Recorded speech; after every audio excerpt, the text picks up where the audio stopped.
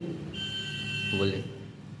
मेरे प्रिय छात्र छात्राओं, आज आप लोग का संस्कृत का क्लास है।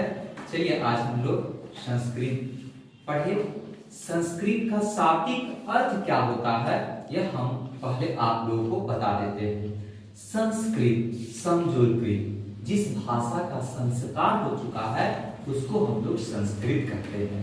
संस्कृत से ही सभ्यता की शुरुआत हुई है, इसलिए संस्कृत भाषा जो है वह अति प्राचीन भाषा है और संस्कृत भाषा जो है हम लोग के लिए देवताओं के द्वारा दी गई एक वाणी है। अगर संस्कृति नहीं है, अगर संस्कृत नहीं है तो संस्कार भी नहीं है। तो इस तरह से हम आज आप लोगों को संस्कृत का प्रथम पाठ ईश्वर स्तुति पढ़ाने जा रहे हैं। तो आइए हम लोग इसके बारे में पढ़े। यहाँ कह रहा है यतो वाच निर्विदम अप्राप्ते मानसः आनंद ब्रह्मणो विज्ञानम न विभूते कुर्षितः। इसका अर्थ यह हुआ मेरे प्रिय छात्र छात्राओं कि जो वाणी मन का साथ न पाकर लौट जाता है वह आनंद स्वरूप ब्रह्मा को जानने वाला किसी से भी नहीं डरता। फिर से दूसरा श्लोक सुन लीजिए। अस्तो मा सद्गमय तमसो मा ज्योतिर्गमय मृत्यो मा अमृतगमय। इस श्लोक का अर्थ हुआ कि अस्तो मा सद्गमय, हे मां मुझे अंधकार से प्रकाश की ओर ले चलो, और हे मां मुझे मृत्यु से अमृता की ओर ले चलो। क्योंकि जब मैं इस धरती पर जन्म लिया हूं तो मुझे कुछ कृति करके अपने नामों को अमर कर जाना है। इसलिए इस श्लोक से हम लोग को यही शिक्षा प्राप्त होती है कि हम लोगों को मृत्यु से अमरता की ओर चलना चाहिए।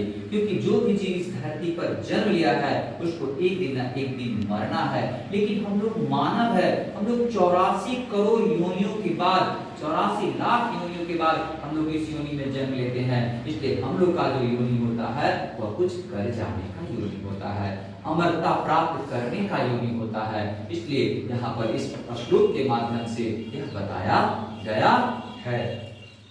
अब आइए आगे चले।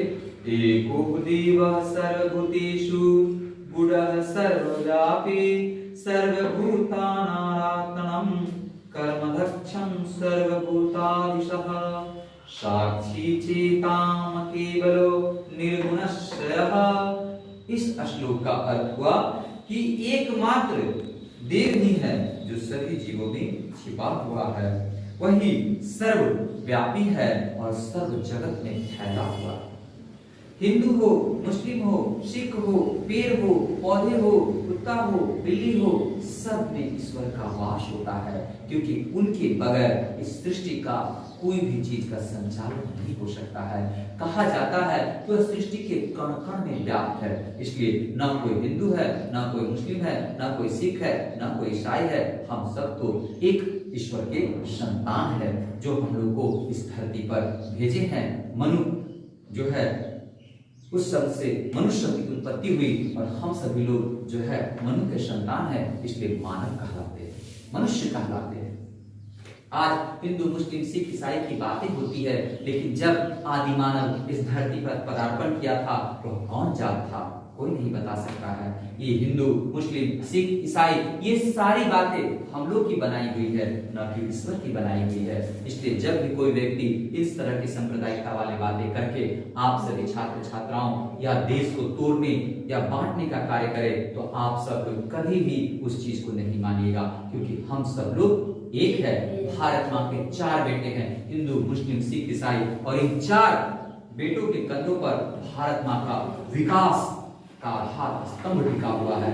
एक भी कंधा नीचा हुआ तो जो है भारत माँ का विकास का रथ जो आप लोग को पढ़ाना शुरू किया है और 2 श्लोक पढ़ाया है। ये 2 श्लोक आप सभी छात्र छात्राओं को याद करके आना है। और जो मैंने आपको बात समझा रहा था, अब कल नेक्स्ट क्लास में आप सबको ये सारी बातें मैं समझाऊंगा। तब तक के लिए आप सभी छात्र छात्राओं का धन्यवाद। और मन लगाकर आप सभी छात्र छात्राएं पढ़ाई करेंगे, यही मेरा आशीर्वाद आप सभी छात्र छात्राओं के